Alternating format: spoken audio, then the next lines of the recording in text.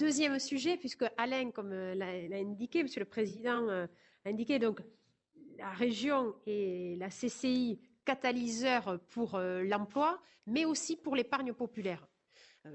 Vous le savez, nous avons vu l'épargne française vraiment croître de façon très très forte sur l'année 2020 et c'est une chance pour un pays, en particulier pour le budget de l'État, qui permet d'avoir une crédibilité sur les marchés financiers pour se refinancer à l'international, mais c'est un argent qui dort et qui n'est pas investi dans l'économie réelle. Et ça, c'est un sujet qui nous préoccupait particulièrement avec Alain. Et donc, nous avons regardé, fait un peu de benchmark, alors, du parangonnage en français, voir ce qui se passait dans d'autres pays, puisqu'en France, ce sont des sujets qui ne sont pas pour l'instant encore trop développés. Et donc, voilà, nous mettons en œuvre le premier portail régional du financement participatif et citoyen. C'est-à-dire qu'il va y avoir des particuliers qui vont mettre de l'argent, placer cet argent-là. Et nous allons, bien sûr, à travers cette structure, assurer donc l'affectation de ces financements au service de projets pour la création d'emplois sur notre territoire. Et puis, bien sûr, assurer également une rémunération qui ne sera pas parmi, bien sûr, les taux de rentabilité les plus élevés, mais qui sera supérieure à la question du livret A. Vous allez me dire, ce n'est pas trop difficile par rapport à aujourd'hui.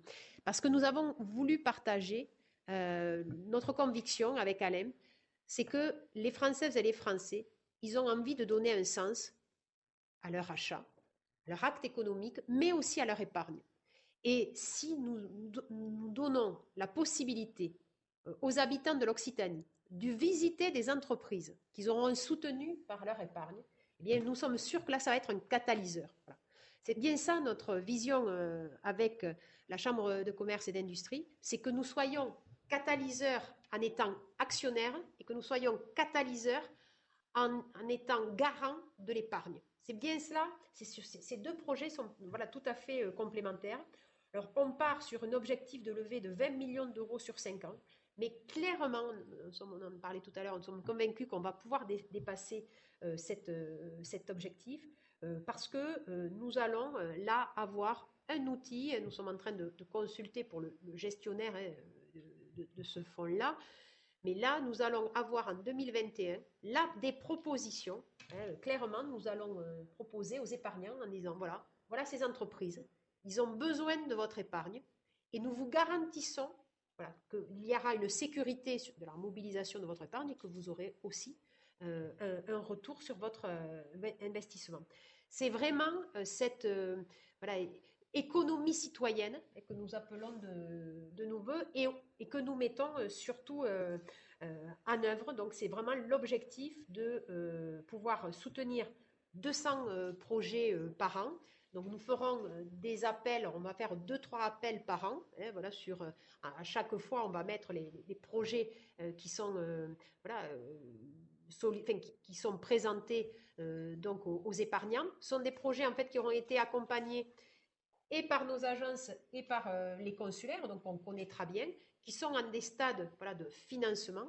Et là, on pourra, en plus des financements classiques, Nadia pourra aussi vous les compléter, sur tous les fonds que nous avons, la région intervient dans une trentaine de fonds, Mais nous pouvons avoir là aussi l'épargne populaire, c'est un sujet sur lequel on est vraiment très, très attaché.